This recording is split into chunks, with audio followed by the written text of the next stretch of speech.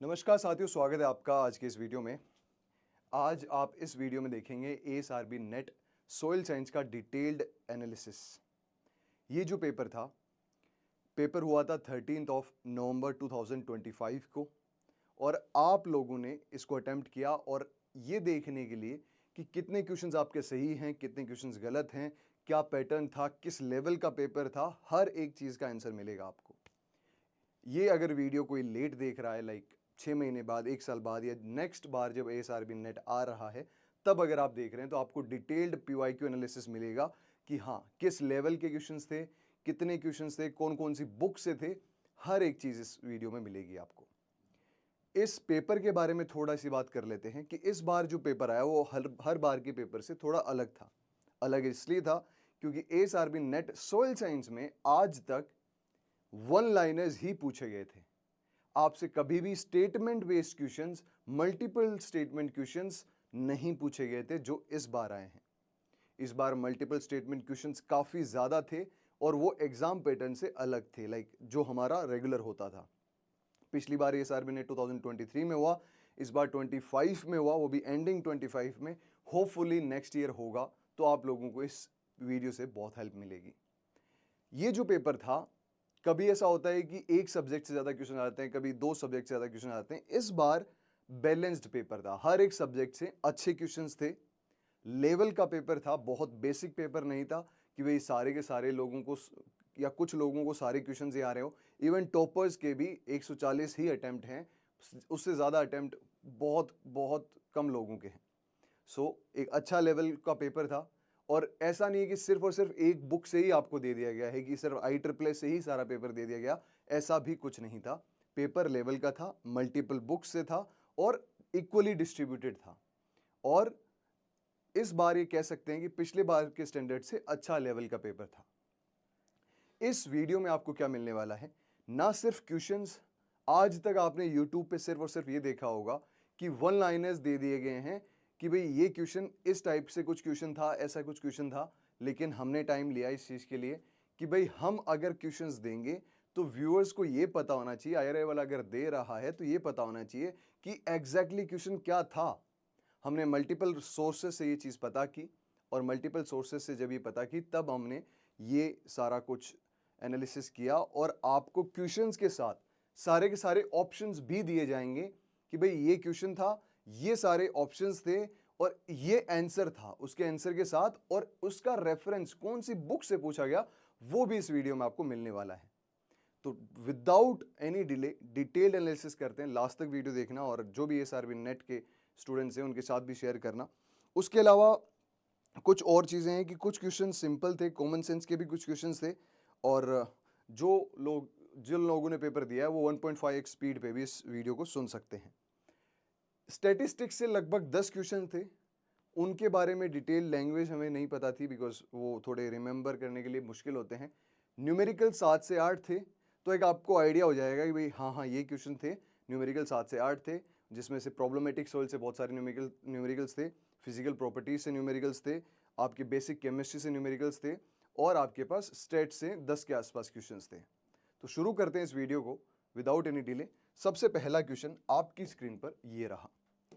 ये क्वेश्चन था, which of the following is a gram positive अरे किया while the others are gram negative. 4 options थे, gram positive gram negative के बारे में पता करना था। अच्छा लेवल का क्वेश्चन था, लेकिन डायरेक्ट IEEE से क्वेश्चन था, और इसका जो आंसर है वो है आपका ऑप्शन नंबर 1, मिथेनोबैक्टीरियम फॉर्मिकम। ये जो डायरेक्ट लाइन आपको दी गई थी, एक्चुअली आगे दी हुई है रेफरेंस में कि ग्राम पॉजिटिव बैक्टीरिया कौन सा है, ये डायरेक्ट IEEE की लाइन है। मैं आपको आगे वाले कुछ स्लाइड्स में वो दिखा भी दूंगा। नेक्स्ट अपन बात करते हैं, Stokes law is used to describe the settling velocity of particles in a fluid.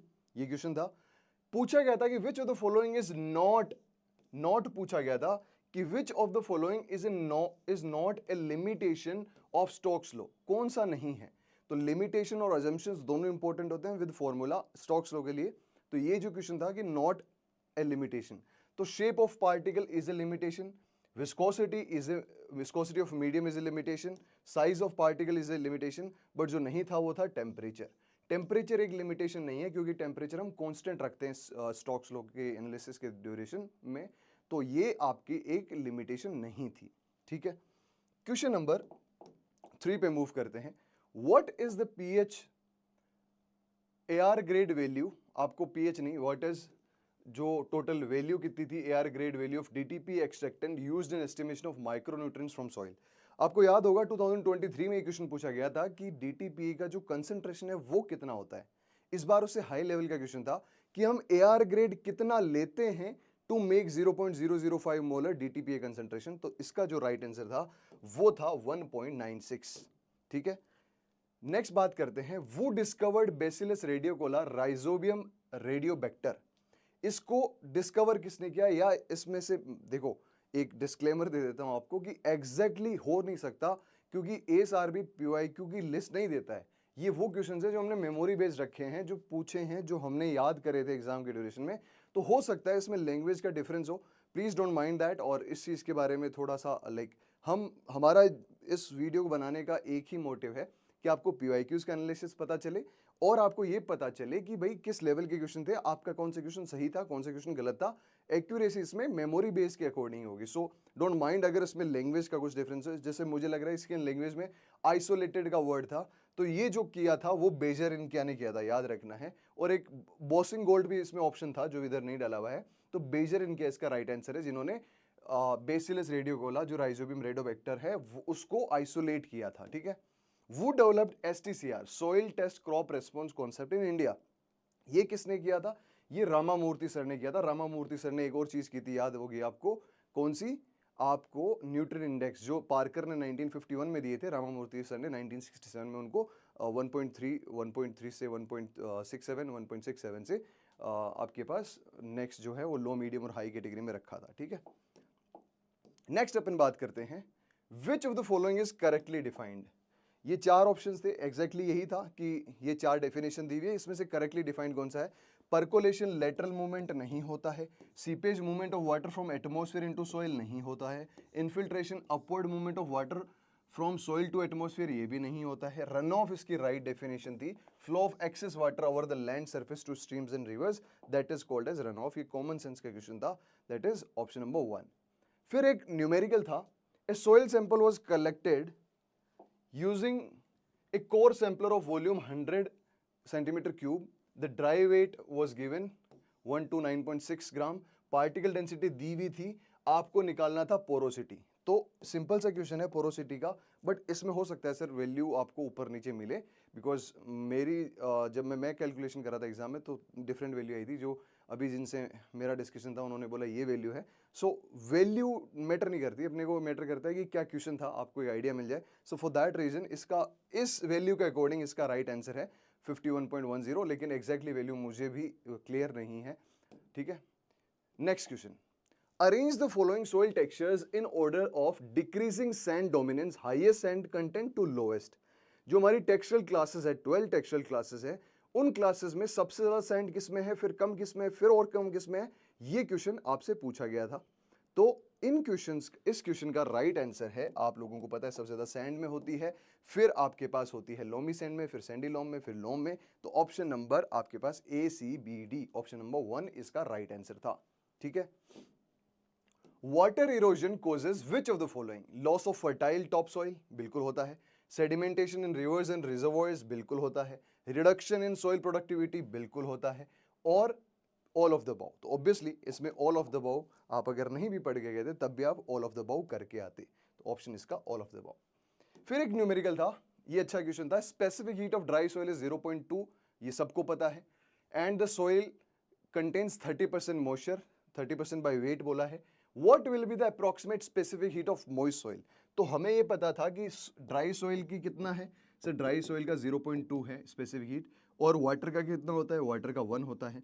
इन्होंने बोला कि भैया 70% आपके पास ड्राई सॉइल थी और 30% मॉइस्चर था, तो इंटू 0.30 और इंटू 0.70, तो 70 इंटू 2 0.10 प्लस 0.30, तो इसका जो राइट आंसर था 0.44 था, ठीक है। शायद ऑप्शन में 44 नहीं था, 42 था, तो सबसे करेक्ट ऑप्शन 44 या 42 था, तो ये इसका राइट आंसर होगा 0.42 या 44 अकॉर्डिंग टू ऑप्शंस, ठीक है। नेक्स्ट अपन बात करते हैं dominant element in earth crust, बहुत सिंपल सा क्वेश्चन था, ना एक्सचेंजेबल पूछा था, ना मेटेलिक पूछा था, ना नॉन मेटेलिक पूछा, सिंपल से पूछा डोमिनेंट एलिमेंट कौन सा होता है। तो हमें पता है कि जो अपन ने बात करी थी, और जो अपन ने 5 डे सीरीज करी थी students, you all will agree कि उसमें से जैसे आप एनालिसिस करेंगे, आपके पास सारी पीडीएफ भी मैंने दे रखी है, so you can also analysis. हमारे एनालिसिस के हिसाब से इसमें 38 क्वेश्चंस थे जो डायरेक्टली और इनडायरेक्टली 5 डे सीरीज में से आए। जो हमने लास्ट में 5 डे सीरीज थी उनमें से डायरेक्टली 38 क्वेश्चंस थे, विद नंबर्स हमने दे रखे हैं, आप चेक कर लेना जो पीडीएफ हमने दी थी आपको। तो वो एक कंपाइल्ड रिवीजन भी था आप लोगों के लिए कि 5 दिन में अपन ने अगर 40 क्वेश्चन कवर करें, दैट मीन्स आपको ज़्यादा कुछ नेट पास करने के लिए ज़्यादा कुछ मेहनत करने की जरूरत नहीं थी, अगर आप थोड़ा सा भी पढ़ रहे थे, so that will be enough. Dominant element in earth crust, ये भी सिंपल सा क्वेश्चन था कि सबसे ज़्यादा ऑक्सीजन होती है 47%, फिर सिलिकॉन होती है 27%, फिर एल्यूमिनियम 8.1%। तो आपको पास सिंपल सा इक्वेशन था। इसके बाद आपके पास आयरन, ठीक है, 5.1%, फिर कैल्शियम 3.63%, फिर सोडियम, पोटेशियम, मैग्नीशियम, ये ऑर्डर होता है। तो आपसे पूछा गया सबसे ज़्यादा किसका है, तो ऑक्सीजन का ज़्यादा है। नंबर भी, परसेंटेज भी नहीं पूछा था कि कितना परसेंटेज होता है, सिर्फ ये पूछा था कि कौन सा ज़्यादा होता है। और ये जो मैंने सबसे पहले अरेकिया का बोला था ग्राम पॉजिटिव, ये डायरेक्टली देखो उस समय ये आगे चला गया है। तो ग्राम पॉजिटिव, ये देखो मिथेनोबैक्टीरियम फॉर्मिसिकम ग्राम पॉजिटिव है, बाकी सारे जो है वो ग्राम नेगेटिव है, ठीक है। ये जो एग्जांपल्स दिए हुए हैं, तो डेफिनेटली डायरेक्टली IEEE जो बायोकेमिस्ट्री बायोकेमिस्ट्री वाला जो चैप्टर है न्यू IEEE में, वहां से था ये बहुत सिंपल क्वेश्चन था। Which of the following correctly represents the interlayer spacing of monovalent and kaolinite in angstrom. तो आपको सबको पता है कि 7 एंगस्ट्रॉम 7.2 एंगस्ट्रॉम होती है केओलाइट की, तो उससे भी आप डायरेक्टली सही कर सकते थे। और ये आपका 12 नहीं होता है, इसका 14 होता है।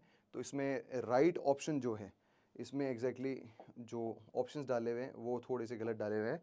इसमें 14 और ये 7.2 है, सॉरी, ये 7.2 एंगस्ट्रॉम था।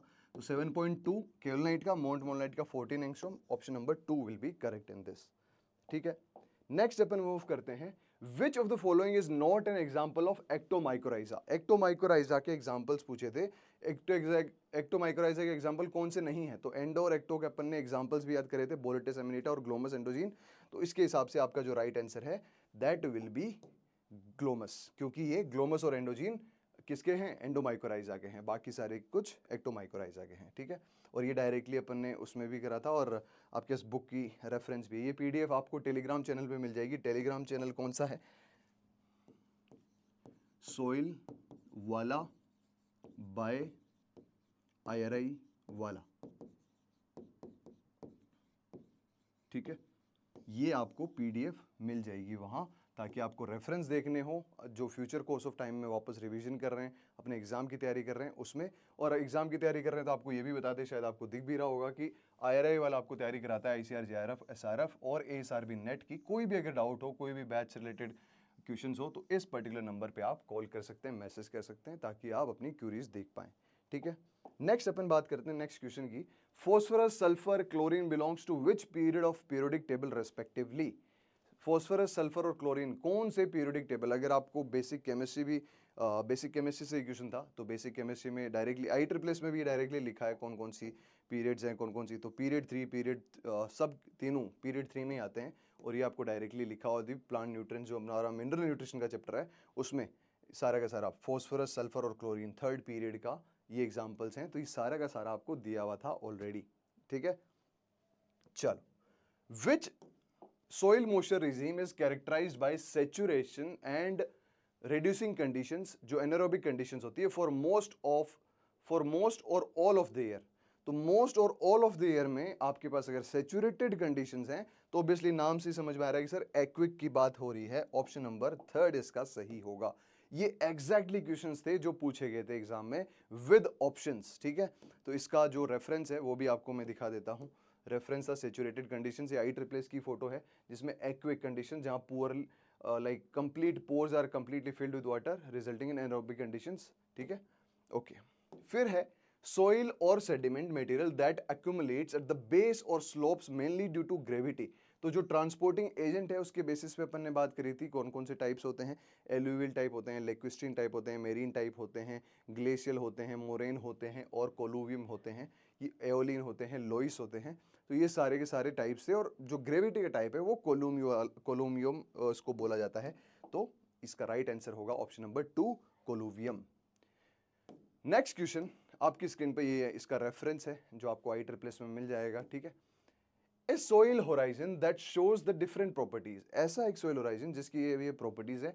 Accumulation of illuvial clay, BT horizon है। Presence of clay coatings, minimum clay increases 1.2 times, often shows blocky और प्रिज्मेटिक स्ट्रक्चर। कौन से पर्टिकुलर होराइजन का ये बात कर रहे हैं? तो आपको पता चल गया कि सर इतना ज्यादा अगर क्ले एक्यूमुलेशन की बात हो रही है तो आर्जिलिक की बात होगी। Option number 3 is the right answer in this. Is it clear? चलो नेक्स्ट अपन बात करते हैं, ये इसका रेफरेंस है जो आप देख सकते हैं। मैं रेफरेंस डिटेल में इसलिए नहीं बता रहा हूँ बिकॉज अगर आप ASRB नेट का पेपर देख के आए हैं या अब देने जा रहे हैं तो रेफरेंस अगर है दैट मीन्स रेफरेंस इसलिए दिखा रहा हूँ ताकि आपको ये पता चल सके अगली बार अगर जो एस्पिरेंट्स है उनको कहाँ से पढ़ना है तो आपको एक आइडिया लग जाए। बाकी आप जिन्होंने देख के आए हैं उनके लिए आई एम सॉरी, क्योंकि रेफरेंस नहीं डालना चाहिए, आपको ज़्यादा टाइम लग सकता है, इसलिए मैंने बोला you can watch at 1.5x speed, ठीक है। नेक्स्ट बात करते हैं, how many major types of mycorrhiza are generally recognised based on their association with plant roots. इसमें ना थोड़ा सा ट्रिकी बोल दिया उन्होंने, हाउ मेनी मेजर टाइप्स। देखो अगर डोमिनेंट टाइप पूछे तो एंडोमाइकोराइजा होता है 90%, वही होता है सब कुछ।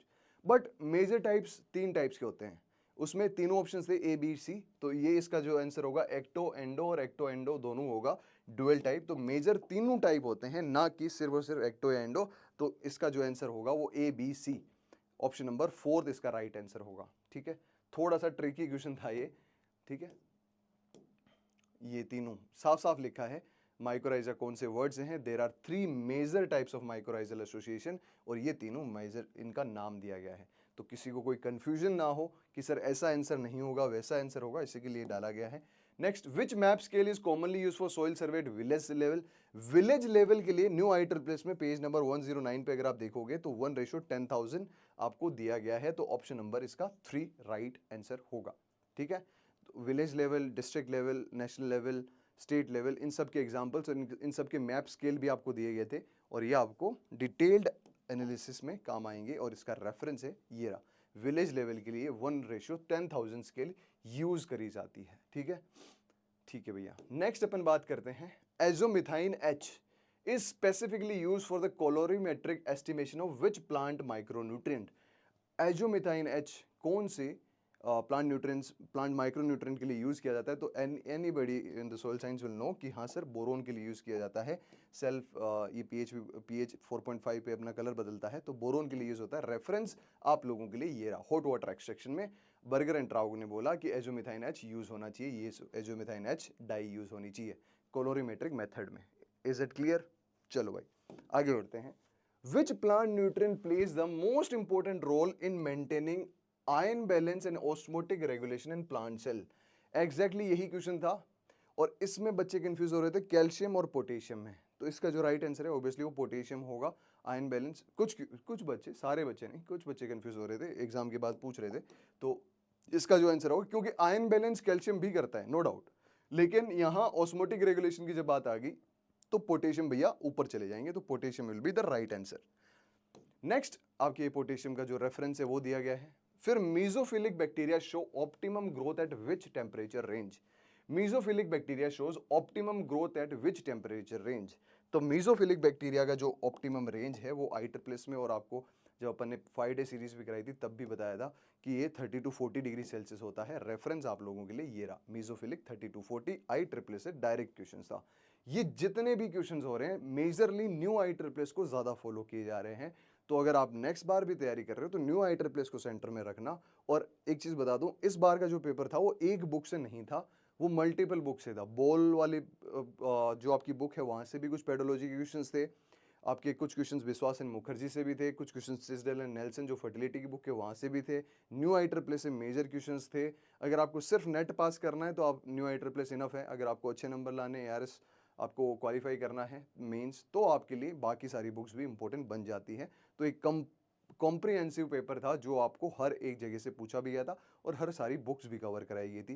केमिस्ट्री से भी अच्छे क्वेश्चंस थे, बेसिक केमिस्ट्री से भी अच्छे क्वेश्चंस थे, जो स्टैट्स में नॉर्मली क्वेश्चंस आते थे अभी तक कि भैया ये डिज़ाइन होगी तो क्या होगा, ये डिज़ाइन होगी तो क्या होगा, इसमें डिग्री ऑफ फ्रीडम, इससे हाई लेवल के क्वेश्चंस थे, स्टैंडर्ड क्वेश्चंस थे स्टैट से, ठीक है। और न्यूमेरिकल्स सोल्वेबल थे, और एएसआरबी नेट में न्यूमेरिकल्स के लिए आपको कैलकुलेटर मिलता है, मीन जो डिजिटल कैलकुलेटर होता है वो आपको मिलता है, तो आपको इनफ टाइम ज़्यादा डालने की ज़रूरत नहीं है, और एग्जैक्ट पॉइंट वैल्यूज़ भी आपको पता हो, और आप आराम से कर सकते हो अगर आपको कैलकुलेटर दिया जाता है तो इस चीज़ का ध्यान रखें कि इस बार ही था कैलकुलेटर, पिछली बार जब अपन ने एसआरबी नेट दिया था तब नहीं था, तो आपको न्यूमेरिकल्स सॉल्व करने में ज़्यादा परेशानी नहीं आएगी।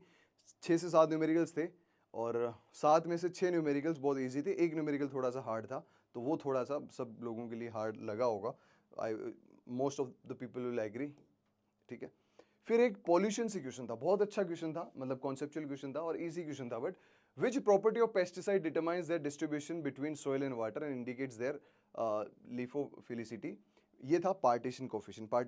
पार्टीशन कोफिशिएंट वैल्यू बताती है कि कितना सॉइल सॉल्यूशन में होगा, कितना सॉइल सरफेस पे होगा, मींस एब्जॉर्ब्ड होगा, तो ये जो वैल्यू है वो पार्टीशन कोफिशिएंट की ही वैल्यू बताती है, और इसका जो रेफरेंस है वो भी आपको दिया है, partition coefficient is determined by chemical properties like solubility and melting point of pesticides. तो पार्टीशन कोफिशिएंट क्या होता है, higher the concentration of pesticide in solution, smaller the partition coefficient value, higher the concentration in pesticide in solution. ये soil pollution का जो chapter है old IEEE का, वहां से ये लाइन उठाई गई है और डायरेक्टली क्वेश्चन दे दिया गया। ये भी नहीं पूछा कि हायर वैल्यू होगी तो पोल्यूशन आपके पास सॉल्यूशन में ज़्यादा होगा या नहीं होगा, आपको सिंपल सा पूछा गया था कि भाई कौन बताएगा, तो पार्टीशन कोफिशिएंट इसका आंसर होगा। In acid soils, phosphorus combines with iron and forms which insoluble compound? Acid soil में कौन सा, देखो एसिड सॉइल्स में दोनों कंपाउंड बनते हैं, वेरिसाइट एंड स्ट्रेंजाइट दोनों बनते हैं, बट और ये जो बाकी एपेटाइट और हाइड्रोक्सी एपेटाइट है वो आपको हायर पीएच पे मिलेंगे, बट यहाँ आपसे पूछा गया था आयरन का कंपाउंड, तो आयरन का कंपाउंड एवरीबॉडी नोज कि स्ट्रेंजाइट होता है, और एल्यूमिनियम का कंपाउंड वेरिसाइट होता है, ठीक है। ये इसका रेफरेंस भी है, thus in acid soil aluminium phosphate variscite, iron phosphate strengite, ये न्यू IEEE की कटिंग है जो आपको डायरेक्टली दी गई है, और आई होप कि अभी तक आप एग्री करेंगे कि आपको डिटेल्ड एनालिसिस मिल रहा है हर एक क्वेश्चन का, हर एक ऑप्शन का, और उसके साथ साथ रेफरेंस का, सो इसमें थोड़ा सा मेहनत लगी है, सो माइंड दैट कि हो सकता है कोई क्वेश्चन आपको लैंग्वेज से थोड़ा डिफर कर जाए, इसके लिए आप थोड़ा सा रेडी रहे, बिकॉज अभी तक आप यूट्यूब की हिस्ट्री में उठा के देख लो, आपको कोई ऑप्शंस वाइज एएसआरबी नेट के पेपर्स नहीं मिलेंगे, ना कोई एनालिसिस मिलेगा, क्योंकि लाइक उस तरीके से सोचा नहीं गया कि भाई बच्चों को ऑप्शन वाइज भी कुछ देना है, वो बस कि हाँ जहाँ कुछ नहीं होता वहाँ कुछ भी दो तो चलता है, लेकिन with increase in like more number of passionate teachers it is very obvious to happen कि भाई थोड़ा सा आपको डिटेल एनालिसिस मिले, क्योंकि आप भी एक्सपेक्ट करते हो कि भाई अगर देना है तो अच्छे से दो, ठीक है। In calcareous soils, phosphorus becomes fixed due to its reaction with which mineral? Calcareous soil में phosphorus किसके साथ मिलेगा? Obviously कैल्शियम के साथ मिलेगा, तो option number 2 is right. Nutrient expert, ये देखो nutrient expert decision support system was developed by which institute? इसमें IRRI भी ऑप्शन था, सिमिट भी था, इक्रिसेट भी था, IPNI भी था, तो इसका जो राइट आंसर होगा वो IPNI होगा, इंटरनेशनल प्लांट न्यूट्रिशन इंस्टीट्यूट। इसका जो रेफरेंस है न्यू IEEE में ये दिया गया है कि ये ग्रीन सीकर क्या होता है, ग्रीन सीकर में ये जो आपका न्यूट्रिएंट एक्सपर्ट है वो क्या होता है, मतलब न्यूट्रिएंट एक्सपर्ट वगैरह, लेकिन ये नहीं दिया गया था कौन से इंस्टीट्यूट ने दिया था, तो ये जो इंस्टीट्यूट था वो IPNI था। थोड़ा इनडायरेक्ट क्वेश्चन था, लेकिन अच्छा क्वेश्चन था, मतलब मान सकते हैं स्टैंडर्ड का क्वेश्चन था, लोगों को डायरेक्ट अगर आप 1/9 बुक में पढ़ोगे तो नहीं मिलेगा आपको। The branch of geology that deals with detailed description and microscopic study of rocks. Detailed description आ गया, तो डिस्क्रिप्शन तो होता है सर ग्राफी, तो petrography is the right answer. अगर सिर्फ स्टडी की बात होती तो पेट्रोलॉजी होता, लेकिन डिस्क्रिप्शन की बात आ गई तो ग्राफी होगा, तो option number 3 petrography is the right answer. फिर है question, which of the following is not a cellulolytic bacteria? Cellulolytic bacteria कौन सा नहीं है? तो सेल्यूलोमोनाज ऑप्शन था, साइटोफेगा था, स्यूडोमोनास था, बेसिलस सब्टिलिस था। याद करो जो अपन ने माइक्रोबायोलॉजी के एसआरबी नेट का रिवीजन किया था, तो अपन ने एक ही चार्ट में सारे सेल्यूलोटिक लिग्नोटिक सारे के सारे एग्जांपल्स पढ़े थे, और इसमें जो राइट आंसर था वो है ऑप्शन नंबर 3 स्यूडोमोनाज। और ये IEEE का जो न्यू वाली IEEE है उसमें सेल्यूलोटिक बैक्टीरिया में आपको नहीं मिलेगा स्यूडोमोनास, बाकी स्यूडोमोनास कौन सा है? फॉस्फोरस सोल्युबलाइजेज है, ठीक है। What is the term used to describe the frequency at which sensor acquires data of the same area on the earth surface over time. Time के बाद पे तो आपको याद होगा रेजोल्यूशन अपन ने रिमोट सेंसिंग में 4 टाइप के पढ़े थे। जब अपन JRF SRF का सिलेबस पढ़ रहे थे या SRB नेट का सिलेबस पढ़ रहे थे, तो रेजोल्यूशन एक स्पेक्ट्रल रेजोल्यूशन होता है, एक स्पेशल रेजोल्यूशन होता है, एक रेडियोमेट्रिक रेजोल्यूशन होता है, एक टेम्पोरल रेजोल्यूशन होता है। टेम्पोरल रेजोल्यूशन टाइम से रिलेटेड होता है, तो टाइम से रिलेटेड यहाँ सिर्फ और सिर्फ टेम्पोरल रेजोल्यूशन है, तो आपका राइट आंसर होगा ऑप्शन नंबर 3। और ये अपने उस नोट्स की फोटो जो अपन क्लास में पढ़ते हैं इन कोर्सेज में। A polypedon, next question है, polypedon is a group of pedons that together cover a contiguous area of at least, कितना एरिया कवर करता है पॉलीपेडोन जो सोइल इंडिविजुअल कहलाता है, तो वो मिनिमम एरिया कितना होता है, तो वो होता है सर ऑप्शन नंबर 4 1 किलोमीटर। अभी अपन डिटेल में नहीं पढ़ रहे हैं आपको कि पॉलीपेडोन कितना होता है, पेडोन कितना होता है, पेडोन 1 से 10 मीटर स्क्वायर होता है, हेक्सागोनल शेप, ये सब अपन डिटेल में नहीं पढ़ रहे हैं बिकॉज अभी इसका एनालिसिस है कि कहाँ से क्वेश्चन आया, क्या क्वेश्चन था और किस लेवल का क्वेश्चन था, दैट्स ऑल। ठीक है, अगर आपको डिटेल एनालिसिस करना है तो you can write in comment, I will again take this class और आपको एक एक क्वेश्चन पे एटलीस्ट 5 मिनट के आसपास का समझाएंगे ताकि हर एक चीज़ आसपास की कवर हो जाए। बट ड्यू टू लाइक आपकी ही रिकमेंडेशंस की सर हमें सबसे पहले आंसर की चाहिए, क्योंकि SRB तो देता नहीं है, ना मेमोरी बेस्ड क्वेश्चन देता है, ना हमें पता है कि कौन सा आंसर सही माना जाएगा, कौन सा आंसर सही नहीं माना जाएगा, तो कैसे मुझे पता चलेगा। So for that particular purpose it is going on, so please mind that. Okay, चलो next question on your screen, ये इसका रेफरेंस है भाई लोग, रेफरेंस ऐड करते करते काफ़ी टाइम हो गया था। ये देखो minimum less than 1 kilometre, minimum 1 kilometre होता है। ये जो क्वेश्चन था वो बॉल वाली बुक से था। Which of the following represents the correct sequence of landform positions from top to bottom of a hill slope.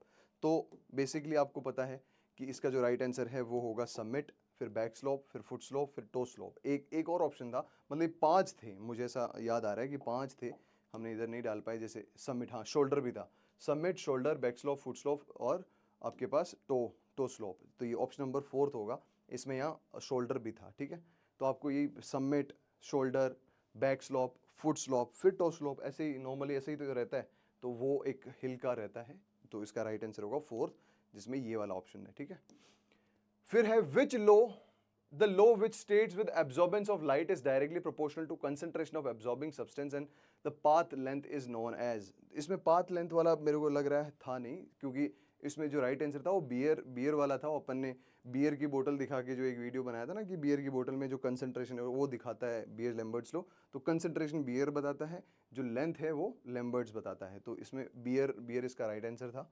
ठीक है, इसके लैंग्वेज में हल्का फुल्का डिफरेंस हो सकता है guys, I am again telling you. Which of the following is not A primary standard substance, जो प्राइमरी स्टैंडर्ड सब्सटेंस कौन सा नहीं है, तो सोडियम हाइड्रोक्साइड इसमें प्राइमरी स्टैंडर्ड नहीं है, क्योंकि इसका रीजन भी यही है कि प्राइमरी स्टैंडर्ड क्यों नहीं है, इसका डिटेल एक्सप्लेनेशन दे रखा है, आप PDF में देख सकते हैं। फिर एक क्वेश्चन था मैच द फॉलोइंग का इंडिकेटर्स है, तो इंडिकेटर्स का क्वेश्चन था कि कौन कौन से इंडिकेटर हैं और कौन सा टाइप है उस इंडिकेटर का। तो एरिक्रोम आपको पता है कि सारे के सारे सामने दिए हुए हैं अभी, क्योंकि वो जो ऑप्शंस थे वो ऊपर नीचे थे, बट अभी याद नहीं रह रहे, तो इसका जो राइट आंसर है वो 1 2 3 4 ही होगा। EBT कॉम्प्लेक्सोमेट्री है, फिनोप्थलीन एसिड बेस्ड टाइट्रेशन है, मिथाइल ऑरेंज स्ट्रॉन्ग एसिड और वीक बेस्ड टाइट्रेशन है, स्टार्च ये है। और इसका जो सारे के सारे अपन ने डिटेल जब अपन पढ़ भी रहे थे, SRB नेट का रिवीजन कर रहे थे, तब भी अपन ने डिटेल बताया था आपको कि ये होता है। ठीक है, which of the following CN ratio is not correct, ये वाला क्वेश्चन थोड़ा सा डाउट वाला था, क्योंकि एग्जैक्ट नंबर्स किसी को याद नहीं था। सोडस का चलो आप याद रख सकते हैं, बहुत बार आपने बेसिक बुक्स में पढ़ा होगा, सोडस का 400 से 1 था। ये पूछा था कौन सा नॉट करेक्ट है।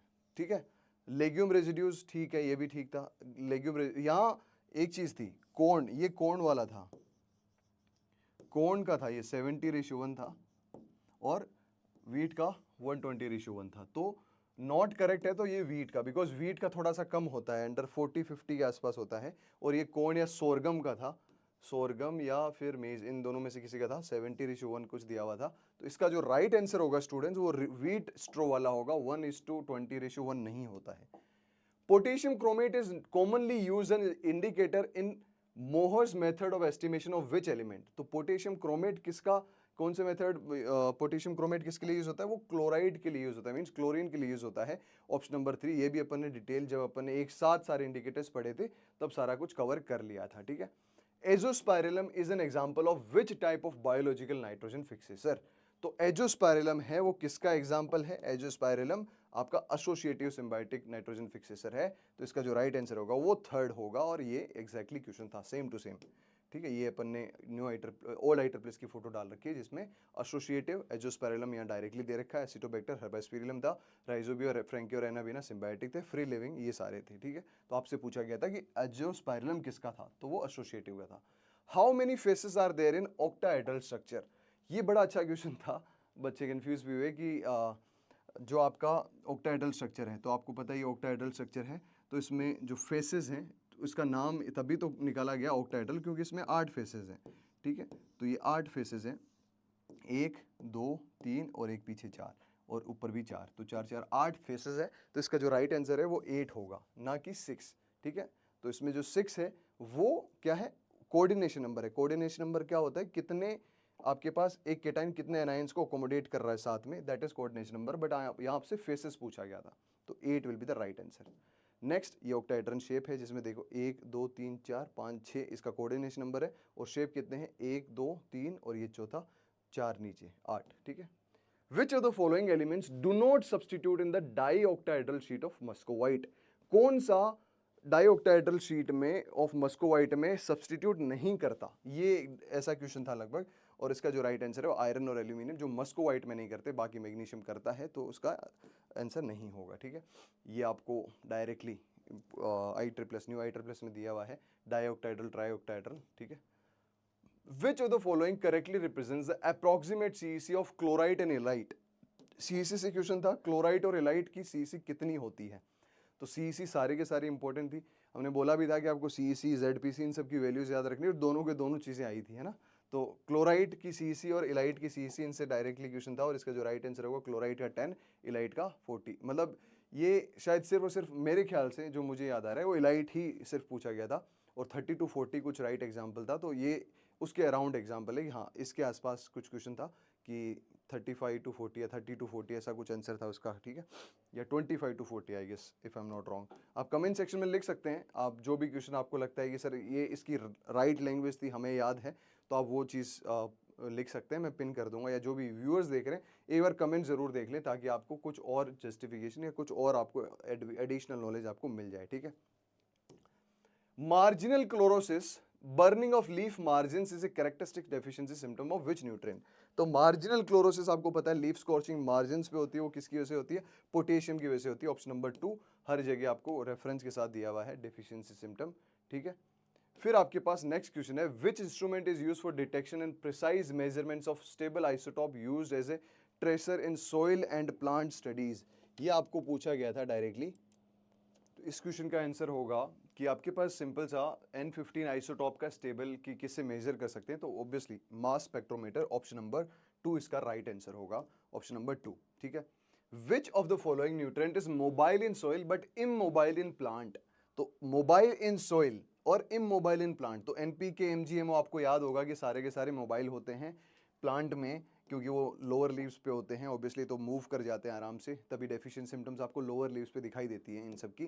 तो इसका राइट आंसर होगा बोरोन, इन तीनों के अलावा सिर्फ बोरोन बचता है, और इसका रेफरेंस भी आप लोग देख सकते हैं IEEE पे है, तो IEEE पे इसका रेफरेंस डायरेक्टली मोबाइल और इमोबाइल दे रखा है मिनरल न्यूट्रिशन के चैप्टर में, ये ओल्ड IEEE की फोटो है।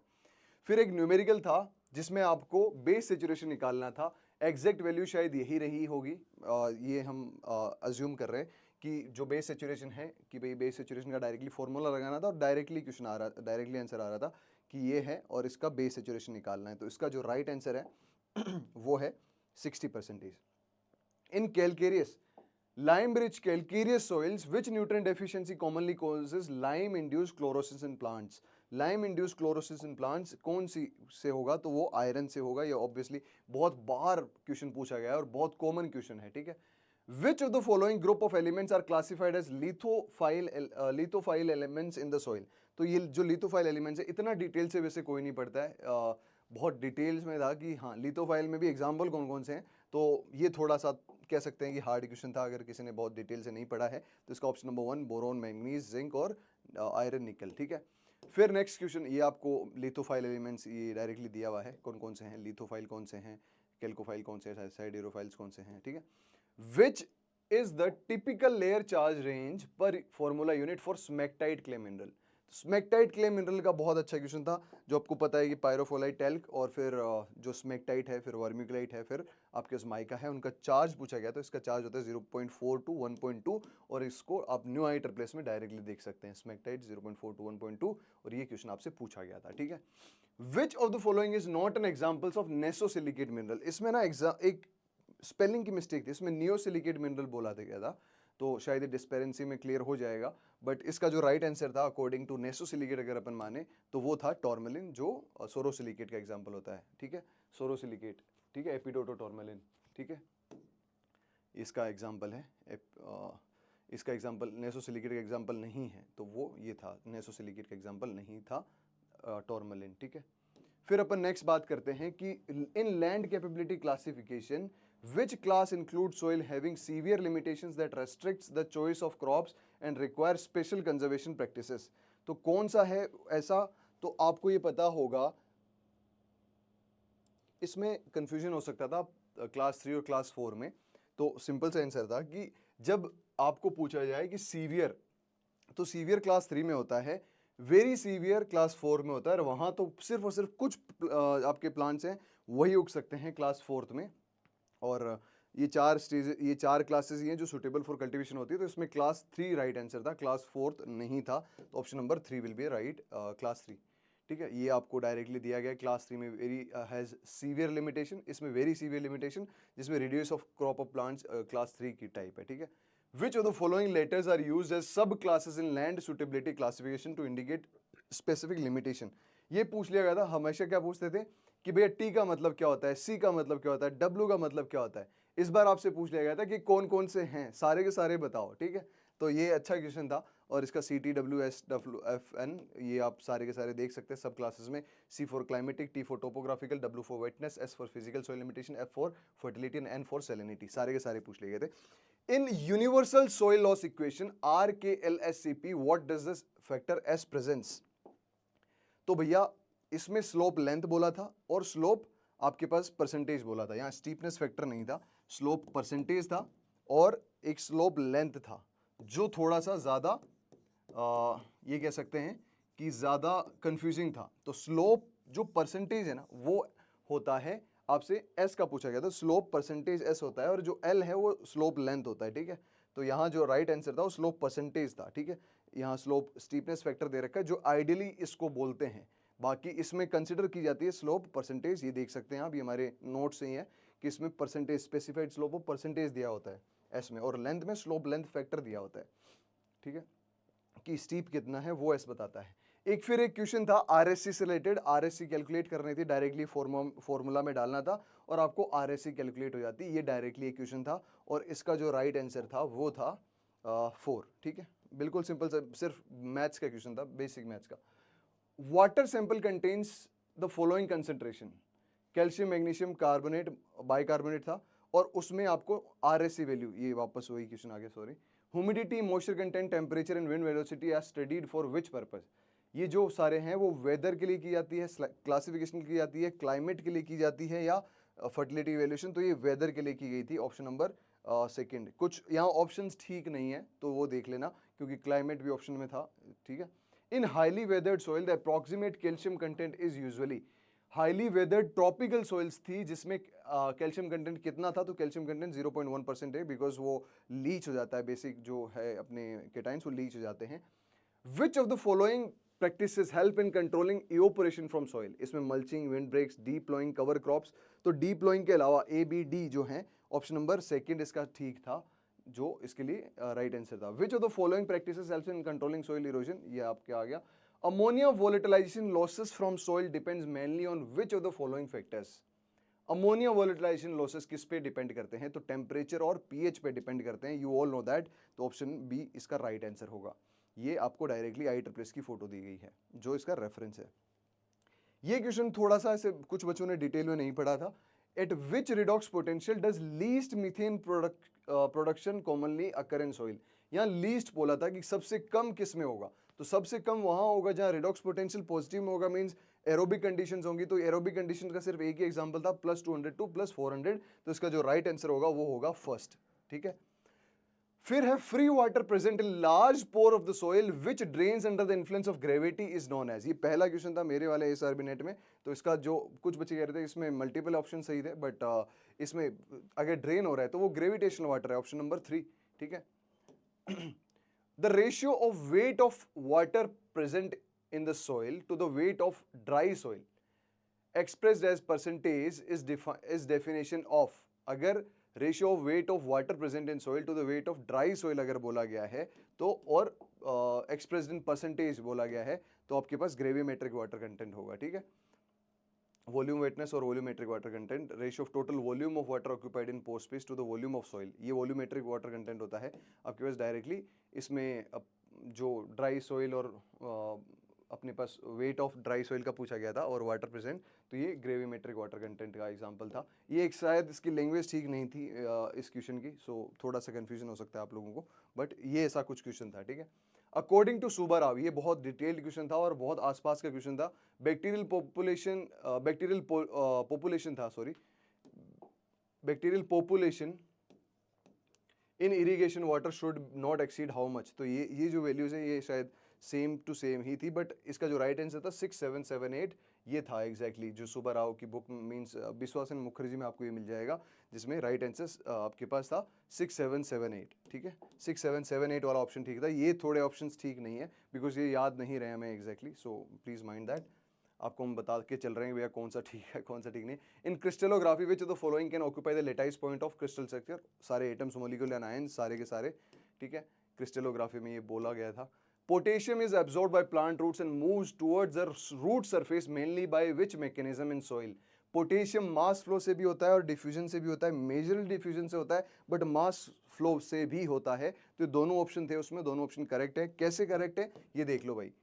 जो पोटेशियम है, पोटेशियम मेजरली डिफ्यूजन से होता है, फिर मास फ्लो भी से भी काफी कुछ होता है। अब रूट इंटरसेप्शन से पॉइंट कुछ परसेंटेज तो होता है बट मेजरली पूछा गया था, तो ये दोनों आंसर इसके ठीक थे।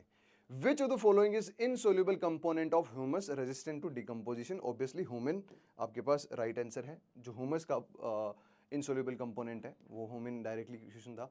Carbohydrate generally contribute how much percentage of total organic carbon present in soil. 5 से 25, 20 से 40, 50 से 60 या 1 से 5, तो इसका राइट आंसर 5 से 25 था और न्यू आइटर प्लस में डायरेक्टली लिखा है 5 से 25 कार्बोहाइड्रेट परसेंटेज होता है।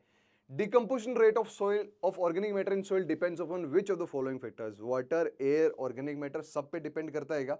ABC सब पे डिपेंड करता है ऑर्गेनिक मैटर का decomposition, you all know that, so ABC is the right answer, ठीक है। In subsoil horizons with well decomposed and stable humus but low microbial activity, how does CN ratio generally change with depth? तो भैया ये सब soil में नहीं पूछा है, सब सोइल में इस कंडीशन पे पूछा है। तो जनरली लोगों ने कहा कि सर सब सोइल में तो CN रेशियो इंक्रीज होना चाहिए क्योंकि नाइट्रोजन कम हो जाएगा। नहीं, यहाँ ये बोला गया कि आपके पास वेल डिकम्पोज है ह्यूमस और स्टेबल ह्यूमस है लेकिन माइक्रोबियल एक्टिविटी कम है, तो CN रेशियो डिक्रीज हो जाएगा। तो CN रेशियो डिक्रीज इसका राइट आंसर था। इसका ये answer it decreases with depth, ठीक है। ऑप्शन नंबर 1 इसका राइट है, ठीक है।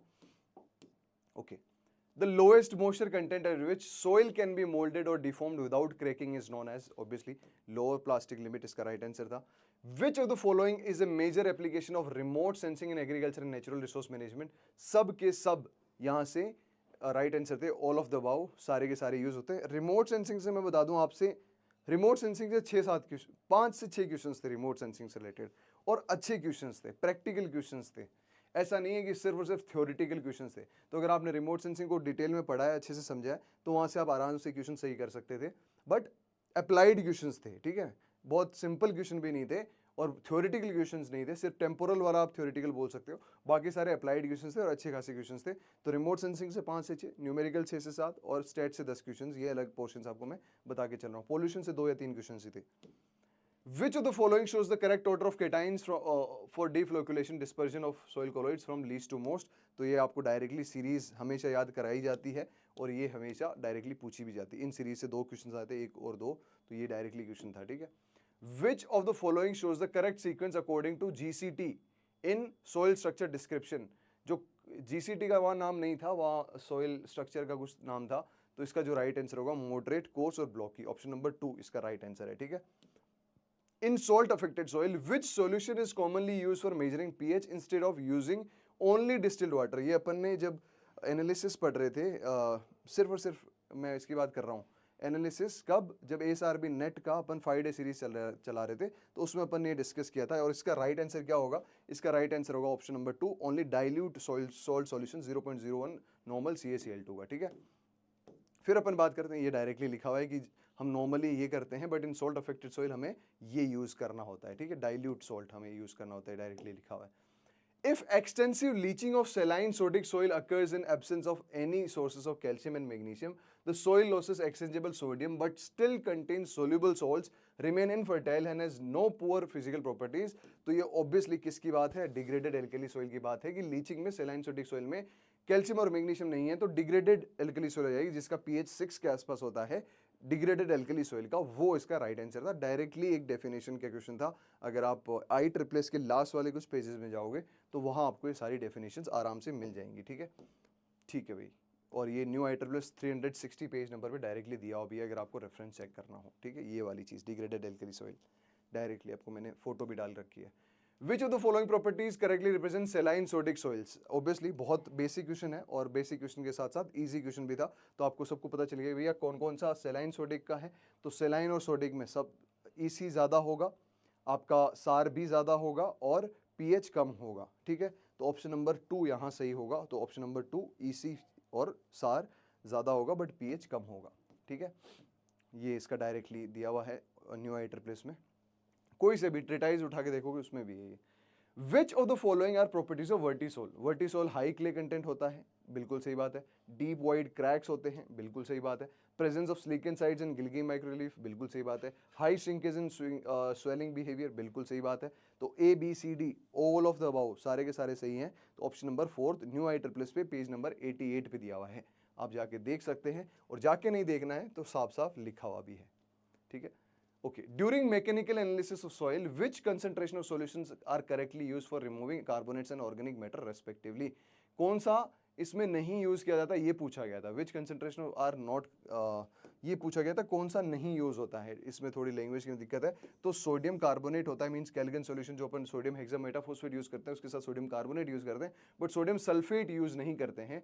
तो इसका राइट आंसर ये था, सिर्फ और सिर्फ। यहाँ ऑप्शंस भी कुछ गलत हैं बिकॉज हमेशा याद नहीं रहते हैं, तो मैं आपको डायरेक्टली बता रहा हूँ सोडियम सल्फेट उसमें राइट आंसर था, क्योंकि ये यूज नहीं करते, ऐसा कुछ पूछा गया था। ठीक है, नेक्स्ट,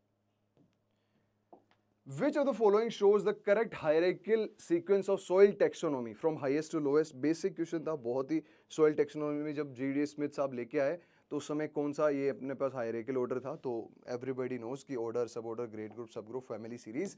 तो इसका right answer obviously old IEEE page number 38 पे जाके देख सकते हो, और जाके अगर नहीं देखना है तो यहाँ देख लो। कहाँ? यहाँ, ये आपके पास डायरेक्टली दिया हुआ है। ठीक है, which of the following is specific pedogenic process? इसमें स्पेसिफिक पूछा गया था, तो ह्यूमिफिकेशन था, इल्यूविएशन था, और इसमें लिटराइजेशन नहीं था। तो ऑप्शन नंबर 1 इसका राइट होगा। ठीक है, न्यू IEEE पेज नंबर 74 पे डायरेक्टली दिया हुआ है। स्पेसिफिक में HIE हाई होता है, और स्पेसिफिक में बाकी सारे प्रोसेसेस होते हैं।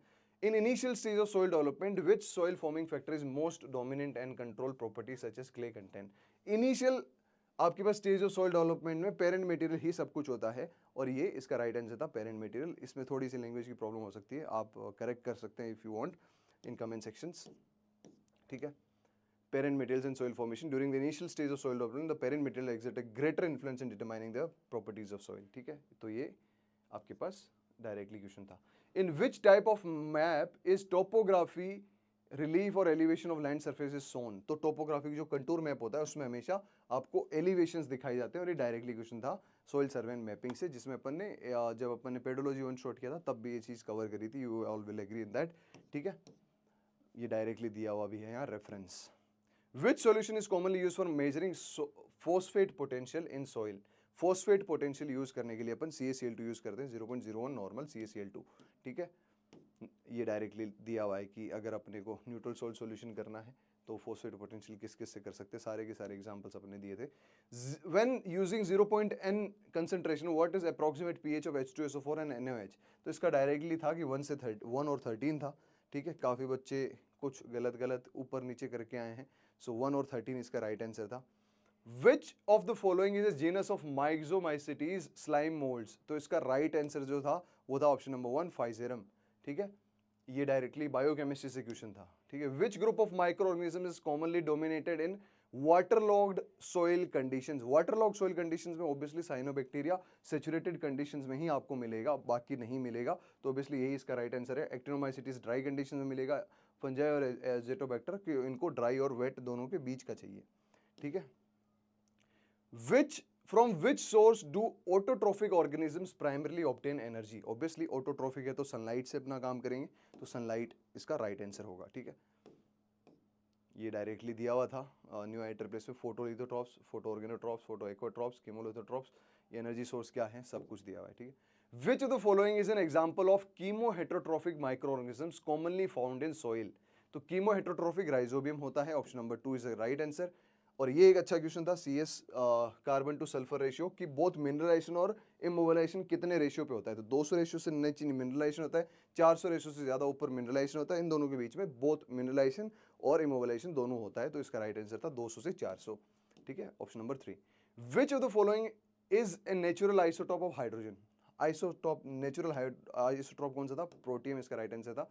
Which of the following forms of elements, इसमें थोड़ा डाउट भी था मेरे को उस समय भी, और आप करेक्ट कर सकते हैं। Which of the following forms of elements are not absorb और यूटिलाइज बाय प्लांट्स, तो H3 and C14।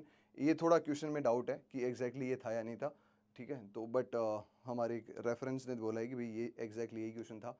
A compact soil surface layer formed due to raindrop impact which removes fine particles and leaves behind coarse materials। ये इरोजिशनल crust का example है जो अपन ने crusting के time पे पढ़ा था।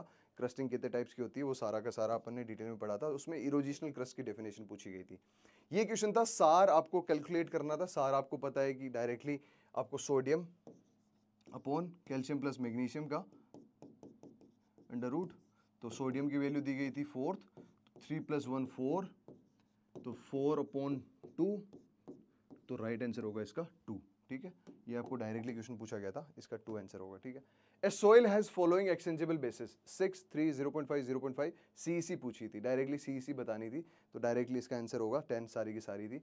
What is the approximate temperature of argon plasma used in ICP-IES। Argon plasma sun के जितना टेम्परेचर होता है, 6000 से 10000 था आइडियली, 6000 से 13000 याद रहा है मेरे को, 6000 से 10000 एक्चुअली था, तो ऑप्शन नंबर C इसका राइट आंसर है। बाकी आसपास भी नहीं थे, तो आपको आराम से पता हो सकता है।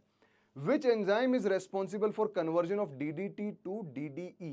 तो उसके लिए कौन सा एंजाइम है, उसके लिए एंजाइम है DDT, डिहाइड्रोक्लोरिनेज। इसमें जो एग्जांपल्स है ना वो नॉर्मली यही थे, डिहाइड्रोक्लोरिनेज, डाईहाइड्रोक्लोरिनेज, ऐसा DD ऐसा कुछ नाम था, तो इसका जो राइट आंसर है वो DDT, डिहाइड्रोक्लोरिनेज इसका राइट आंसर है, तो ऑप्शन नंबर आपके पास हो जाएगा B। इसके ऑप्शन साइड वाले ऑप्शंस आपको आइडिया लगाने के लिए बहुत है कि भाई ये क्वेश्चन था, हम आपको वन लाइनर नहीं दे रहे हैं कि भाई ये वन लाइनर है, इसका ये क्वेश्चन था, ना ना, हमारे पास जितने 120 प्लस तो हमने डायरेक्टली ऐसे ही क्वेश्चंस देंगे जिसमें सारे के सारे ऑप्शंस हैं, बाकी जो हमारे पास नहीं होंगे हम आपको वन लाइनर्स भी दे देंगे, ठीक है।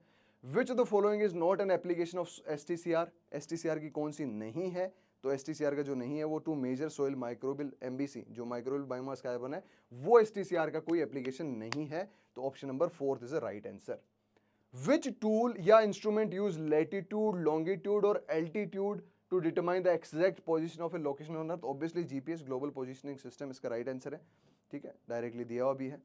Which of the following represents the correct लायोट्रोपिक series, जो अपन ने ऑलरेडी एक फोटो ली थी उसका ही डायरेक्टली पूछा गया है, तो option number A, sodium, calcium, magnesium, calcium और एल्यूमिनियम, ठीक है, सोडियम, पोटेशियम, मैग्नीशियम, कैल्शियम और एल्यूमिनियम, ठीक है। Which of the following correctly represents approximately ZPC values. तो ZPC वैल्यूज आपको पता है कि हमने बात भी करी थी कि SI की होती है, SiO2 की होती है 2, MnO2 की होती है 4 और TiO2 की होती है 4.5। तो यहाँ से सिर्फ 2 ही पूछा था, या तो 2 और 4, तो 2 और 4 ऐसा कुछ था 2 और 4 एग्जैक्टली, ये ऑप्शन ठीक था जिसमें 2 और 4 दी गई थी, ठीक है, डायरेक्टली दिया अभी। SiO2 2 है, MnO2 4 है और TiO2 4.5 है। Quartz is dominant mineral found in which sedimentary rock. तो क्वार्ट्ज किस में होता है सर, सैंडस्टोन में होता है, ऑप्शन नंबर C सही था इसका, ठीक है। ये डायरेक्टली पेडोलॉजी से क्वेश्चन था, ठीक है, डायरेक्टली बोला भी गया है। Which what is the typical ratio of HCl to HNO3 in aqua regia. Aqua regia में कितना रेशियो यूज होता है HCl टू HNO3, तो वो होता है रेशियो 3:1, ठीक है। विच reagent is used in Brave number 1 method for determining availability of phosphorus in soil? मैंने बोला भी था कि इससे रिलेटेड आपको reagents के क्वेश्चन जरूर आएंगे, तो ऑप्शन नंबर बी इसका राइट आंसर है। 0.03 नॉर्मल NH4F और 0.025 नॉर्मल HCl। ठीक है, ये डायरेक्टली दिया हुआ भी है, ये रहा यहाँ।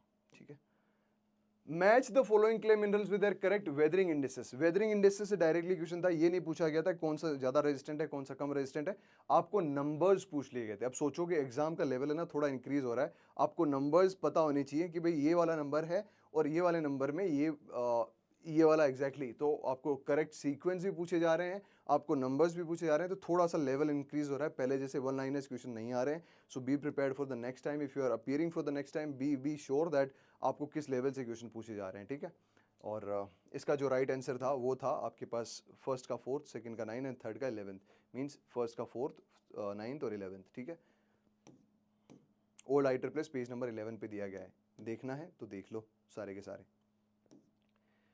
Which of the following is the correct formula for Lime potential in soil? Lime potential का फॉर्मूला कौन सा है? तो Lime potential का formula option number B, pH minus half log calcium. ठीक है, ये डायरेक्टली देख लो, pH minus half log calcium ये कांस्टेंट होता है। Which of the following represents the correct formula of potassium activity ratio in soil solution? बहुत easy question था, पोटेशियम एक्टिविटी रेशियो का फॉर्मूला पूछा था। पोटेशियम एक्टिविटी रेशियो का formula potassium upon under root of calcium और magnesium होता है। इधर दो ऑप्शन ये थे और दो ऑप्शन में हाँ, इसमें बहुत बच्चे कंफ्यूज हो रहे थे कि सर सारे ऑप्शन तो सेम ही थे, दो ऑप्शन सेम थे, तो सेम नहीं थे। इसमें ये एक्टिविटी को शो करता है ये वाला ब्रैकेट, और दूसरा वाला जो ब्रैकेट है ये वाला ब्रैकेट कंसंट्रेशन को शो करता है। तो दो में ये वाला ब्रैकेट था, दो में ये वाला ब्रैकेट था, तो इसका बड़ा ध्यान रखना था। और इसका जो राइट आंसर है इसमें आपके ये वाला जो है कंसंट्रेशन का जो है ये वाला ब्रैकेट है आंसर। ठीक है, Which of the following is a major mineral source of potassium used in fertilizer production? तो ये सिल्वेनाइट यूज होता है, ऑप्शन नंबर बी। एक सिल्वाइट भी ऑप्शन था जिसमें बच्चों को कंफ्यूज हो रहा था। ठीक है, तो सिल्वाइट नहीं था ऑप्शन, मतलब सिल्वाइट राइट आंसर नहीं था, सिल्वेनाइट था। ठीक है, ओके। द हेबरबॉश, देखो कितने डिटेल से क्वेश्चन आ रहे हैं, ये वाला एक्टिविटी वाला था या कंसंट्रेशन वाला था, यहां से भी इतने डिटेल क्वेश्चन आ रहे हैं, तो थोड़ा सा सोच समझ के आप पढ़ें जब भी पढ़ें। ऐसा नहीं आपको याद हो गया तो याद हो गया, आपको माइन्यूट डिटेल्स का भी फर्क पता होना चाहिए, इसीलिए थोड़ा सा इंपॉर्टेंट रहता है कि आपको थोड़ा सा डिटेल में पढ़ें। द हेबरबॉश प्रोसेस में आपको टेम्परेचर दिया गया था, इसमें आपको प्रोमोटर पूछा था या कुछ टेम्परेचर का भी क्वेश्चन था, तो आपको हेबरबॉश से रिलेटेड एक क्वेश्चन था, ये हमें याद है, K2 और L2-3 इसमें प्रोमोटर होते हैं, और टेम्परेचर पूछा गया था 400 से 450 डिग्री सेल्सियस। ठीक है, which of the following page is correctly match? क्रीडा न्यू दिल्ली में नहीं, NCRA हैदराबाद बिल्कुल सही, NDRI चेन्नई बिल्कुल नहीं, NBSS LUP, ये इसमें जो राइट आंसर था वो NCRA हैदराबाद, ये राइट आंसर था option number B. Selective sample drawn from quantitative samples are not found to be same in is known as, तो वो एक्सपेरिमेंटल एरर का एग्जांपल था। अब देखो हमने 120 क्वेश्चन के आसपास अभी तक कर लिए, 110 से 120 के आसपास, तो उनमें से हमें एग्जैक्टली सेम टू सेम हमारे पास ऑप्शंस भी हमने आपको बताए कि कौन कौन से ऑप्शंस हैं कौन कौन से नहीं है। अब हमारे पास ऐसे कुछ क्वेश्चन हैं जिनके ऑप्शंस हमें नहीं याद हैं बिकॉज थोड़े से टिपिकल साइड में थे वो क्वेश्चंस, तो उसके डायरेक्टली वन लाइनर्स आपको दे दिए गए हैं कि एक तो सोइल की डेफिनेशन थी, वो एक सोइल की डेफिनेशन दी हुई थी जिसमें ऑर्गेनिक मैटर जो आपके सारे चारों कंपोनेंट्स होते हैं, soil, air, water, organic matter और मिनरल मैटर, ये किसने दी थी? ये वाला था वो FAO, उसका राइट आंसर था। पहली चीज, एक वाटर मॉलिक्यूल में दो H साइड, एक V शेप होती है, तो दो H नीचे होते हैं, O नेगेटिव होता है, तो O वाली साइड और H वाली साइड, तो H वाली साइड इलेक्ट्रो पॉजिटिव होगी या इलेक्ट्रो नेगेटिव थी, ये वाला एग्जैक्ट क्वेश्चन था। ठीक है, इसका आंसर इलेक्ट्रो पॉजिटिव था, H वाली साइड। एक था एल्यूमिनियम ऑक्टाहेड्रन और टेट्राहेड्रन, ये अपन ने बात कर ली थी, क्वेश्चन आ गया था ऑलरेडी। और ये कुछ और क्वेश्चंस थे जो बाकी जिप्सम से रिलेटेड न्यूमेरिकल था, जिप्सम रिक्वायरमेंट से। एक नॉर्मेलिटी क्वेश्चन का N1V1 = N2V2 से भी एक क्वेश्चन था जो आपको डिटेल से करना था, एग्जैक्टली वैल्यूज याद नहीं है इसलिए हमने वन लाइनर्स में दे दिए लास्ट में। पी एड्सॉर्प्शन सिमिलर, लेस और मोर, इससे रिलेटेड एक क्वेश्चन था। यूरिया की कोटिंग किससे नहीं होती है, ये भी क्वेश्चन था। सल्फर था, ये था, उसका राइट आंसर था लैग कोटेड यूरिया, इससे कोटिंग नहीं होती है, बाकी सबसे कोटिंग होती है। सेल्फ इंडिकेटर से क्वेश्चन था। Gravimetric water content, field capacity, इसका जो बार प्रेशर होता है उससे क्वेश्चन था। स्टैटिस्टिक्स, मीन मोड मीडियन का एक क्वेश्चन था। आरबीडी इन फील्ड से क्वेश्चन था। कोफिशिएंट ऑफ वेरिएंस से क्वेश्चन था। रिग्रेशन एनालिसिस से क्वेश्चन था। स्प्लिट प्लॉट, के डिग्री ऑफ फ्रीडम, ये इससे क्वेश्चन था मीन मोड मीडियन का एक न्यूमेरिकल था। ये सारे क्वेश्चन हमें जो याद हैं वो ऑब्वियसली हमने लिख दिए हैं। इसके अलावा आप हमेशा ध्यान रखें कि हो सकता है इसमें कुछ दिक्कत हो, आपके ऑप्शंस में कुछ दिक्कत हो और कुछ क्वेश्चंस मिस भी हुए हैं, बिकॉज सारे के सारे आप याद नहीं रख सकते। But still we tried our level best कि आपको ऑप्शन वाइज एनालिसिस दे दें कि किस लेवल के क्वेश्चंस आए। बहुत ईजी पेपर मत मानना, एएसआरबी को बहुत अच्छा लेवल का पेपर था। अगर आप मॉडरेट एवरेज स्टूडेंट हैं, तो अगर आप बहुत जीनियस स्टूडेंट है तो आपको ईजी लग सकता है। सारी बुक्स आपने डिटेल कवर करी होगी तब आपको ईजी लगा होगा। सो हमने डिटेल एनालिसिस किया। कैसा लगा आपको वीडियो प्लीज़ कमेंट सेक्शन में लिखें, और जो क्वेश्चन आपको डिटेल पता हो तो आप कमेंट सेक्शन में लिख सकते हैं, ताकि जो आने वाले बच्चे हैं, जो हमारा मोटो एक ही है, आपका और मेरा मोटो एक ही है कि भाई जो ये व्यूअर्स देख रहे हैं ना उनको पता होना चाहिए। चाहे मेरे से अगर मिस हुआ तो आप लिख सकते हो, अगर 150 में से 125 मैंने लिखे हैं तो 25 आपकी भी जिम्मेदारी बनती है, आप लिखो। और जो भी एएसआरबी नेट सोइल साइंस की तैयारी कर रहे हैं या जो आईसीआर जेआरएफ एसआरएफ की तैयारी कर रहे हैं, तो आपको पता होगा कि आईआरआई वाला अपने बैचेस चलाता है in all subjects, specifically in soil science चलाता ही है। तो ये वाले नंबर हैं, आप डायरेक्ट कभी भी मैसेज कर सकते हैं। आपको लाइक अफोर्डेबल प्राइस पे बेस्ट क्वालिटी एजुकेशन मिलती है। So with any doubt you can just reach out to us. और भी इन केस आपके कोई भी डाउट हो तो आप देख सकते हैं, इसकी जो पीडीएफ है वो मिलेगी सोइल वाला बाय आईआरआई वाला टेलीग्राम चैनल पे, और आप हमारे इस नंबर पे मैसेज कर सकते हैं अगर आपको कोई पीडीएफ से रिलेटेड रिक्वायरमेंट हो तो। With this, thank you so much for watching, take care of yourself. और एएसआरबी नेट का वीडियो कैसा लगा प्लीज़ कमेंट सेक्शन में बताएं। Thank you so much, have a good day and take care.